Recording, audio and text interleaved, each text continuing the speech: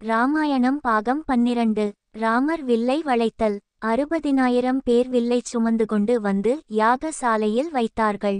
அங்கு கூடியிருந்த மன்னர்கள் வில்லை பார்த்தவுடன் வளைக்கும் ஆற்றலின்றி மடங்கி இருந்தார்கள். ஒரு மன்னன் வில்லை பார்த்துவிட்டு வந்து ஆசனத்தில் அமர்ந்தான். அருகில் இருந்த மன்னன், எங்கு சென்றாய்? வில்லை தூக்க போனாயா எனக் கேட்டான். அவன், நான் வில்லை தூக்க போகவில்லை, வில்லை பார்க்க தான் போனேன் என்றான். இன்னொருவன் வில்லிடம் சென்று கைகளுக்கு அடங்குகிறதா இல்லையா என்பதை பார்க்க சென்றான். அவன் கைகளுக்கு அந்த வில் அடங்கவில்லை. மற்றொருவன் வில்லை தூக்க முயன்று முடியாமல் அவமானத்துடன் வந்து தன் இருக்கையில் அமர்ந்தான். ஒருவன், எனக்கு 2 நாட்களாக காய்ச்சல் என்றான். இன்னொருவன், சீதை எனக்கு தங்கை போன்றவள் என்றான். இவ்வாறு ஒரு காரணம் காட்டி எவரும் வில்லை வளைப்பதற்கு முன் வரவில்லை. இந்த அழகிய மகளை வில்லை வளைத்தால் தான் பெண் தருவேன் என்பது முட்டாள்தனமாகும். இந்த வில்லை யாராலும் வளைக்க முடியாது. இந்த வில்லை வளைக்கப் போகின்றவனும் இல்லை. அதேபோல் சீதைக்கும் திருமணமும் ஆகாது என்று அங்கு கூடியிருந்தவர்கள் பலவாறு பேசிக்கொண்டனர். ஜனகரின் புரோகிதரான சதானந்தர் இராம லக்ஷ்மணர்களிடம் சிவதனுசின் வரலாற்றை கூறுகிறார். ஒரு முறை தக்கன் பெரியதொரு யாகம் செய்தான். யாகத்திற்கு வருகை தருமாறு பிரம்மா, விஷ்ணு, இந்திரன், சந்திரன் உள்ளிட்ட தேவர்களுக்கு அழைப்பு விடுத்தான். ஆனால் சிவனுக்கு அழைப்பு அனுப்பவில்லை.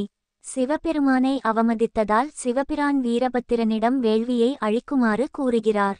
அவர் தேவர்கள் மற்றும் வேள்வியையும் அழித்தார். பின்னர் கோபம் தணிந்த சிவபிரான் தேவர்களை மீண்டும் உயிர் கொடுத்தார்.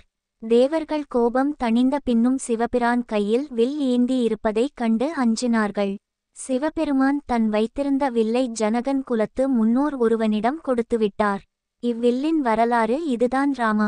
இராமா, சீதை பற்றி கூறுகிறேன். வேள்விச்சாலை அமைப்பதற்காக நிலத்தை ஏர் உழும்பொழுது இப்பெண்மகள் எங்களுக்கு சீதையாக கிடைத்தாள். மேன்மையான குணங்கள் கொண்ட சீதையை திருமணம் செய்ய போட்டி போட்டுக்கொண்டு மன்னர்கள் வந்தனர். ஆனால் ஜனகர் சிவதனுசை வளைப்பவருக்கு தான் சீதை மணமுடிப்பதாக அறிவித்தார்.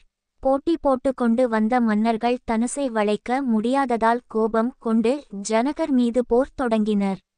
ஜனகரின் படைகள் அவர்களை தோற்கடித்துவிட்டனர். இதனால் ஜனகர் சீதையின் திருமணம் தடைப்பட்டு விடுமோ என பயம் கொண்டு இருக்கிறார்.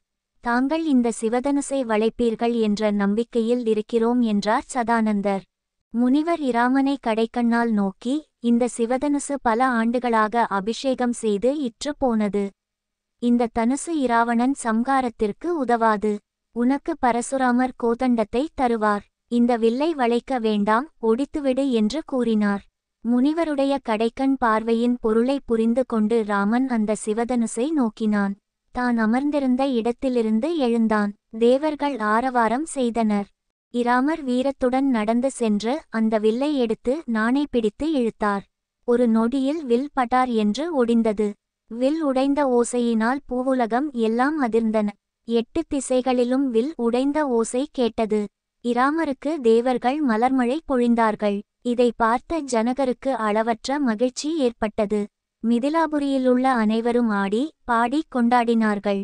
என் உயிரினும் மேலான என் மகள் சீதையை இராமருக்கு தருகிறேன் என்றார ஜனகர்.